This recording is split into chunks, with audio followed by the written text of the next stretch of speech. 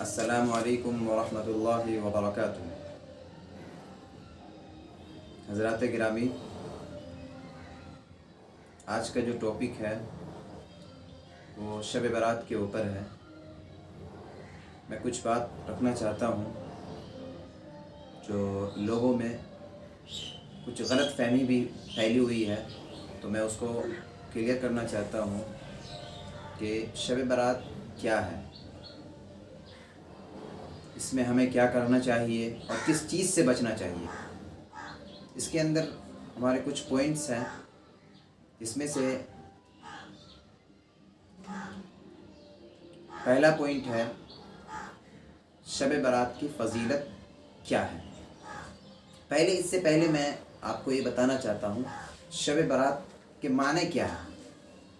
آپ کو بتاؤں، شب برات، شب کے معنی آتے ہیں رات کے، اور برات کے معنی آتے ہیں بری ہونے کے۔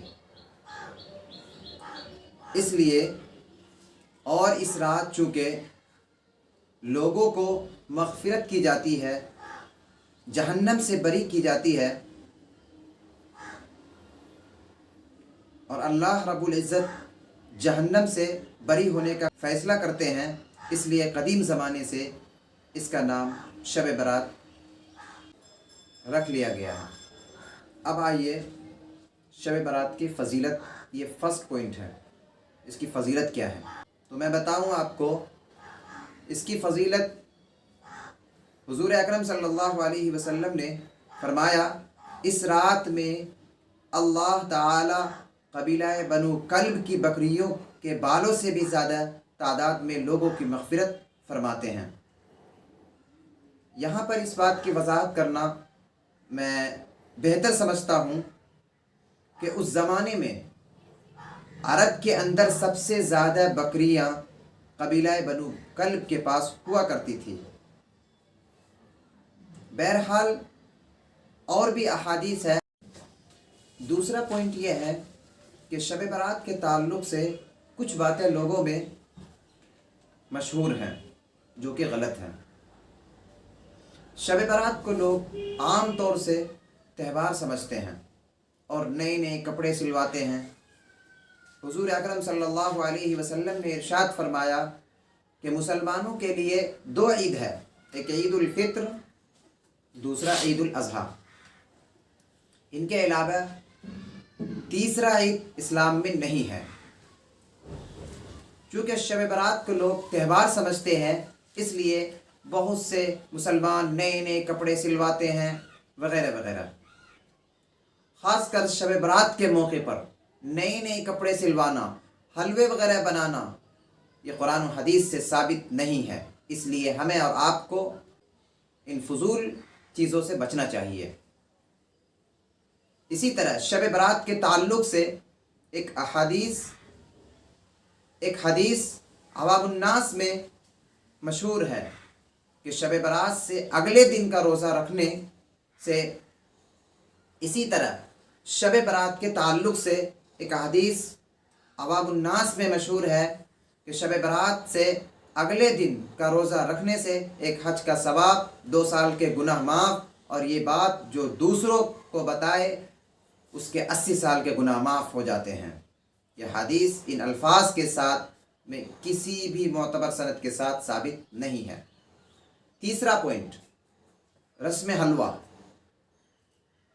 اس رسم کو ایسا لازم کر لیا کہ اس کے بغیر سمجھتے ہیں کہ شب برات ہی نہیں ہوئی۔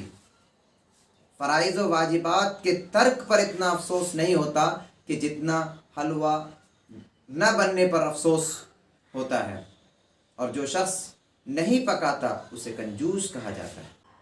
کہ دین کے اندر نئی نئی باتوں کا پیدا کرنا، یہی تو بدعت ہے۔ حدیث پاک میں آتا ہے کل بدعت ضلالہ، کہ ہر بدعت گمراہی ہے۔ رہی بات حلوے کی، تو اس کا ثبوت نہ قرآن میں ملتا ہے، نہ احادیث میں ملتا ہے، نہ ہی صحابہ کرام کے دور میں اس کا ثبوت ملتا ہے۔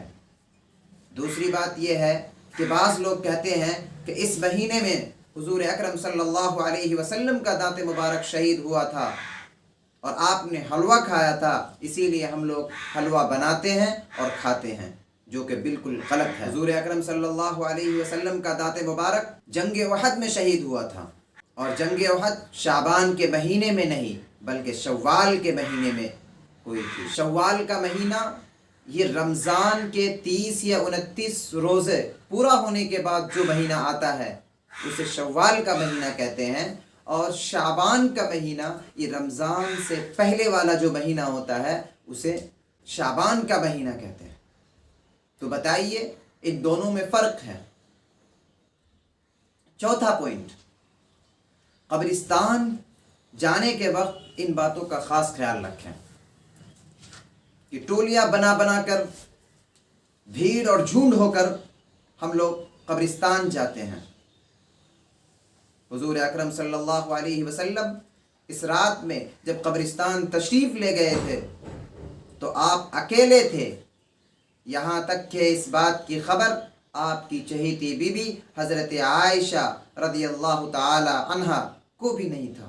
تیسری بات یہ ہے کہ قبرستان کے اندر یا باہر میلے کی شکل نہ بنائیں۔ قبرستان کے باہر چائے، حلیم اور بریانی وغیرہ بانٹنے سے میلے کی ہی شکل بن جاتی ہے، اور قبرستان جانے کا جو مقصد ہوتا ہے وہ مقصد فوت ہو جاتا ہے۔ اس لیے شریعت کے دائرے میں رہ کر ہمیں اور آپ کو اس رات میں قبرستان جانا چاہیے۔ پانچواں پوائنٹ یہ ہے کہ شب برات پر عبادت کا کوئی خاص طریقہ ہے یا نہیں؟ جی ہاں، خاص طریقہ ہے۔ آئیے ہم بتاتے ہیں۔ ہمارے یہاں بعض لوگ شب برات کے موقع پر اشتہار بانٹتے ہیں جس میں لکھا ہوا ہوتا ہے کہ شب برات میں اتنی رکعتیں پڑھو، ہر رکعت میں اتنی صورتیں، اتنے مرتبہ پڑھو، سورہ اخلاص وغیرہ پڑھو۔ اس بات کو ذہن نشین فرما لیں کہ شب برات پر عبادت کا کوئی خاص طریقہ نہیں۔ آپ شریعت کے حدود میں رہ کر جو بھی عبادت کرنا چاہتے ہیں کر سکتے ہیں۔ قرآن کریم کی تلاوت کریں، تہجد پڑھیں، ذکر اللہ کریں، درود پاک پڑھیں، نوافل پڑھیں۔